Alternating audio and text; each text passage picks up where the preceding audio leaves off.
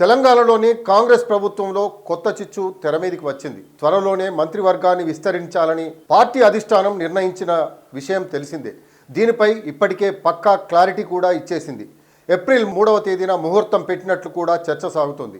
దీంతో రేవంత్ రెడ్డి మంత్రివర్గ విస్తరణ ఖాయంగా మారింది. అయితే ఈ విస్తరణలో చోటు దక్కించుకునేందుకు అనేక మంది ప్రయత్నిస్తున్నారు. అయితే తాజాగా మాదిగ సామాజిక వర్గానికి చెందిన పలువురు నాయకులు తమకు కూడా చోటు ఇవ్వాలంటూ పార్టీ అధిష్టానానికి నేరుగా లేఖ సంధించారు. మాదిగ సామాజిక వర్గానికి అన్యాయం జరుగుతోందని, తమకు న్యాయం చేయాలని వారు ఆ లేఖలో పేర్కొనడం గమనార్హం. రాష్ట్రంలో మాదిగ సామాజిక వర్గానికి చెందిన 32 లక్షల మందికి పైగా ప్రజలు ఉన్నారని, వారికి అనేక సమస్యలు ఉన్నాయని పేర్కొన్నారు. ఇతర సామాజిక వర్గానికి చెందిన మంత్రులు తమ సమస్యలు పట్టించుకోవడం లేదని తెలిపారు.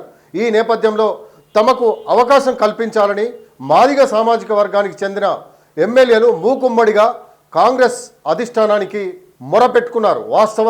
వాస్తవానికి ప్రస్తుతం ఒకరిద్దరు మాదిగ సామాజిక వర్గానికి చెందిన మంత్రులు ఉన్నారు.